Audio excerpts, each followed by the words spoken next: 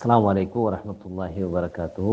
அன்பான சகோதர சகோதரிகளே, இன்றைய 47வது நாளினுடைய பாடமாக நாம் நம்முடைய வாழ்வில் நம்முடைய நண்பர்களாக யாரை தேர்வு செய்து வைத்திருக்கிறோம் அல்லது யாருடன் நாம் பழகுகிறோம் என்பது குறித்து மார்க்கம் நமக்கு சொல்லி தந்திருக்கக்கூடிய வழிகாட்டுதலை குறித்தும், இஸ்லாத்தில் சிறந்தவர்கள் யார் என்பதை குறித்தும், ஒரு முஸ்லிம் எப்போதும் பிறருடைய நலன் நாடியாகவே நலன் நாடுபவனாகவே இருக்க வேண்டும் என்பதை குறித்து நம்முடைய மார்க்கம் நமக்கு சொன்ன உபதேசங்களை நாம் அறிந்து கொள்ள இருக்கிறோம். முதலாவது விஷயம், நம்முடைய நட்புகள், நாம் யாரை நட்பு கொண்டு இருக்கிறோம், யாரோடு பழகுகிறோம், யாரை நம்முடைய நண்பராக ஆக்கிக் கொள்ள வேண்டும் என்பது குறித்து நபிகள் நாயகம் ஸல்லல்லாஹு அலைஹி வஸல்லம் அவர்கள் சொன்னார்கள். நல்ல நண்பனுக்கும் தீய நண்பனுக்கும் உதாரணமானது கஸ்தூரியை, அதாவது அத்தர் நறுமணப் பொருட்களை சுமப்பவனும் கொல்லப்பட்டறையில் உலை ஊதுபவனுக்கும் ஒத்ததாகும். கஸ்தூரி நறுமணப் பொருட்களை சுமந்து விற்கக்கூடியவன், அவனை நாம் பின்தொடர்ந்தால், நாம் கஸ்தூரி நறுமணப் பொருளை வாங்கவில்லை என்றாலும் அவன் மூலியமாக நமக்கு வாசனை கிடைக்கும். அந்த வாசனையை நாம் நுகர முடியும். நாம் செண்டு கடைக்கு போயிட்டு வந்தோம்னா செண்டு வாங்கலனாலும் பிரச்சனை இல்லை, ஆனால் கொஞ்சமாக சாம்பிளுக்கு மேலே தடவும் ஒன்று.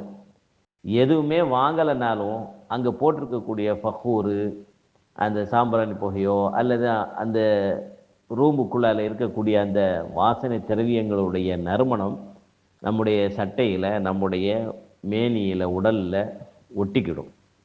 வெளியில் வரும்பொழுது நம்மளை யாராவது கடந்து ஒன்று போனாங்கன்னா, நீங்கள் ஸ்ப்ரே அடிச்சுங்க, என்ன ஸ்ப்ரேன்னு கேட்பாங்க. என்ன அத்தர் தடவிருக்கிய அப்படின்னு கேட்பாங்க. ஏன்னா நாம் எதுவும் வாங்கலனாலும் நாம் இருந்து வந்த இடம் அப்படிப்பட்ட இடம். அதே நேரத்தில் நாம் ஒரு கருவாடு கடைக்கு போகிறோன்னு வைங்க, கருவாடு மார்க்கெட்டுக்கு போகிறோன்னு வைங்க, கருவாடை நம்ம வாங்கவே இல்லைனாலும் அந்த ஏரியாவை நம்ம கிராஸ் பண்ணி வந்தோம்னாலே நம்ம சட்டையில் அல்லது நம்முடைய மேனியில் அந்த கருவாடுடைய சுமல் காற்றான மேலே பட்டிருக்கும். அப்போ நம்ம கருவாடு கடையை மார்க்கெட்டை விட்டு நம்ம வெளியில் வந்ததுக்கு பிறகும் நம்ம பக்கத்தில் இருக்கக்கூடியவர் நம் மேனியிலிருந்து ஒரு வாசனையை உணர்வார். நீங்கள் கருவாடு கடைக்கு போனீங்களா, கருவாடு வாங்கினீங்களா என்று கேட்பாங்க. அப்போது இதுதான் நல்ல நண்பர்களோடு நாம் பழகும் பொழுது நல்ல சிந்தனைகள், செயல்பாடுகள் நம்ம இடத்துல ஏற்படும்.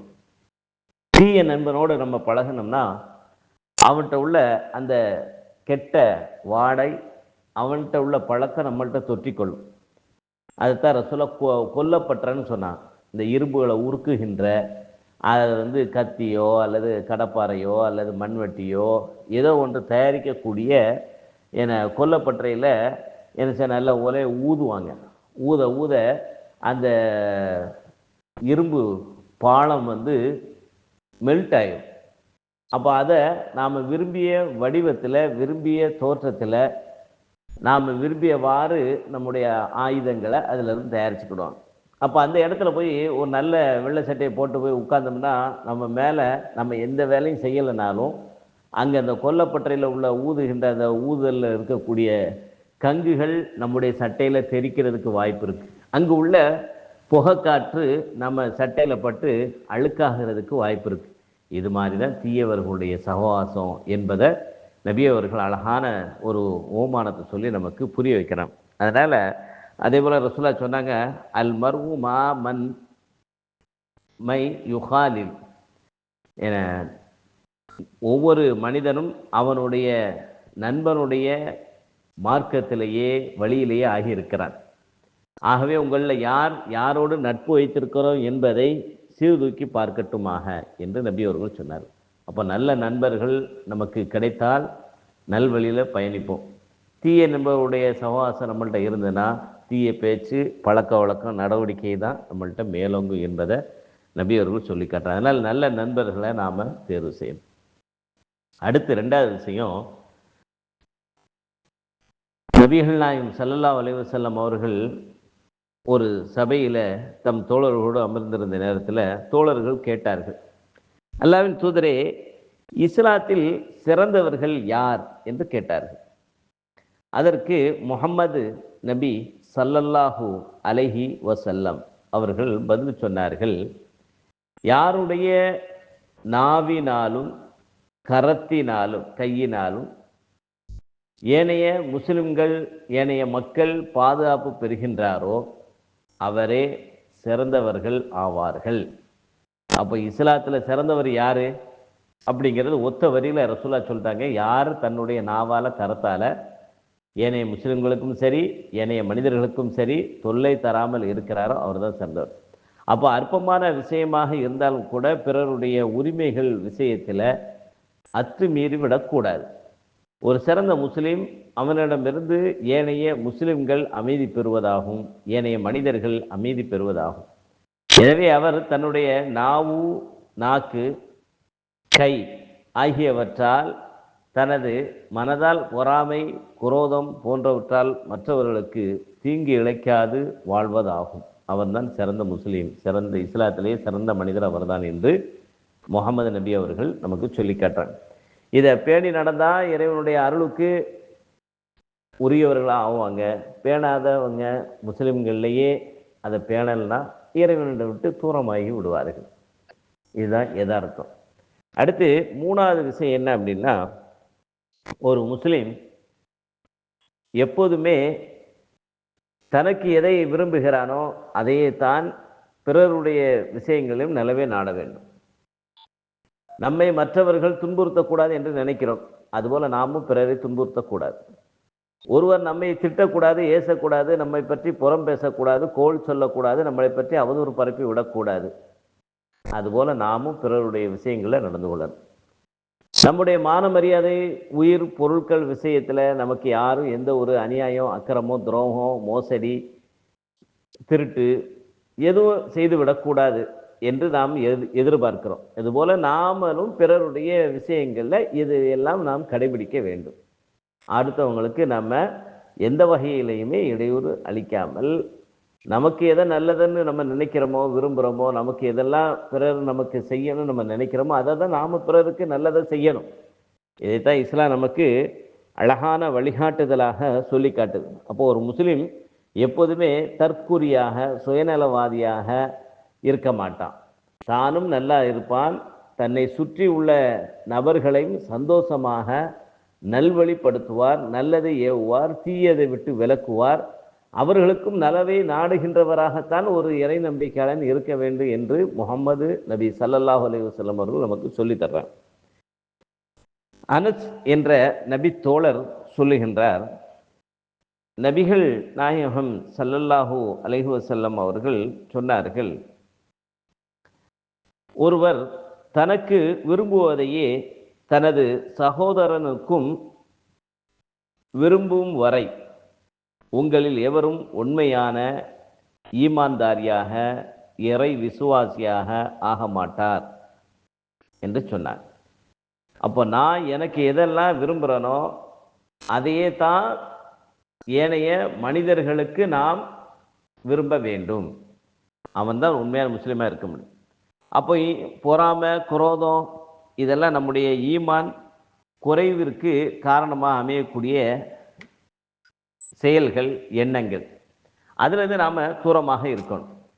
அதுபோல் ஒரு முஸ்லீம் தன்னுடைய சகோதரனை விரும்புதல் என்பது நன்மையின்பால் வழிகாட்டுவதும் அநியாயத்தை விட்டும் தடுப்பதாகும். சுயநலத்தை விட்டு எச்சரிக்கை, இது இந்த ஹதீஸ் நமக்கு சொல்லி காட்டுகிறது. ஏனெனில் சுயநலம் என்பது தனக்கு மட்டுமே நன்மையை நாடுகின்றவனாக இருப்பான். பிறர் எக்கேடு கெட்டு போனால் எனக்கு என்ன என்று இருந்து விடார். ஆனால் இஸ்லாம் பிறரும் நல்லா இருக்க வேண்டும் என்று நினைக்கக்கூடியவன் அவன்தான் உண்மையான இறை நம்பிக்கையாளனாக இருக்க முடியும். இதை நபி அவர்கள் இன்னொரு சந்தர்ப்பத்தில் ஒரு முஸ்லீம் ஒரு இறை நம்பிக்கையாளன் இன்னொரு இறை நம்பிக்கையாளனுடைய விஷயத்தில் எப்படி நடந்து கொள்ளணும் அப்படின்னு சொல்லும் பொழுது முகமது நபி ஸல்லல்லாஹு அலைஹி வஸல்லம் அவர்கள் சொன்னார்கள், ஒரு விசுவாசி இன்னொரு இறை விசுவாசிக்கு ஒரு கட்டிடத்தை போன்றவர். ஒரு ஒரு ஒரு பகுதி கட்டிடத்தில் ஒரு பகுதி இன்னொரு பகுதியோடு இணைந்து அதை எப்படி ஸ்ட்ராங்கு வலுப்படுத்துமோ அதுபோன்று ஒரு இறை நம்பிக்கையாளன் இன்னொரு இறை நம்பிக்கையாளனோடு இணைந்து பின்னி பிணைந்து ஒரு சப்போர்ட்டாக இருப்பாங்க, வலு சேர்க்கக்கூடியவர்களாக இருப்பாங்க அப்படின்னு சொல்லி காட்டிட்டு ரசூல்லா தன்னுடைய 2 கை விரல்களை இணைத்து பிணைத்து காண்பித்தார்கள், இறுக்கி காட்டினார்கள், கோர்த்து இணைத்து காட்டினார்கள். அப்போ இது போன்று நபி அவர்கள் இறை நம்பிக்கையாளன் ஒருவருக்கொரு பரஸ்பர உதவி கொள்வதில் ஒரு கட்டிடத்தோடு ஒப்பிட்டு சொன்னாங்க. ஏனென்றால் கட்டிடத்தில் ஒன்று இன்னொரு பகுதியோடு இணைந்தால்தான் அதற்கு பலம், இல்லாவிட்டால் அது சிதைந்து அழிந்து விடும். அதுபோலத்தான் முஸ்லிம்கள் மார்க்க மற்றும் உலக விவகாரங்களில் பரஸ்பர உதவி உபகாரம் செய்து கொள்ளாவிட்டால் அழிந்து விடுவார்கள், சீர்திருத்தம் செய்யவும் முடியாது என்பதை நாம் புரிந்து கொள்ளணும். ஆக ஒரு முஸ்லிம் இன்னொரு முஸ்லிமுக்கு எப்படி நடந்து கொள்ளணுமோ அதுபோன்றுதான் இந்த உலகில் இறைவனுடைய படைப்புகளாக இருக்கக்கூடிய நம்முடைய சக இன மனிதர்களோடு, அவர்கள் யாராக இருந்தாலும் சரி, எந்த மதமாக இருந்தாலும் சரி, அவர்களோடு அழகிய முறையில் நாம் நடந்து கொள்ள வேண்டும். அவர்களுடைய உயிர் உடைமை உத்தரவாதம் கண்ணியத்திற்கு பாதுகாப்பு இருக்க வேண்டும். நம்முடைய சொல் செயலால் நம்முடைய உள்ளத்தால் கடுகளவும் கூட அடுத்தவர்களுக்கு தீங்கு நினைக்கக்கூடாது, செய்துவிடக்கூடாது, பேசிவிடக்கூடாது, தீங்குக்கு உடந்தையாக இருக்கக்கூடாது, தீமைக்கு சாட்சியாளராகவும் நாம் இருந்துவிடக்கூடாது. இதையெல்லாம் நாம் கவனத்தில் கொண்டு உண்மையான இறைவனை நாம் ஏற்றுக்கொண்ட நாம் அந்த இறைவனுக்கு முற்றிலுமாக அடிபணிந்து வாழ்ந்து மரணிக்கக்கூடிய முஸ்லிம்களாக அல்லாஹ் நம் அனைவரையும் ஆக்கி அருள் புரியட்டும். இன்னும் சில நல்ல விஷயங்கள், நற்குணங்கள், நற்பண்பாடுகளை நாளை தினம் அடுத்த கிளாஸில் நாம் பார்ப்போம்.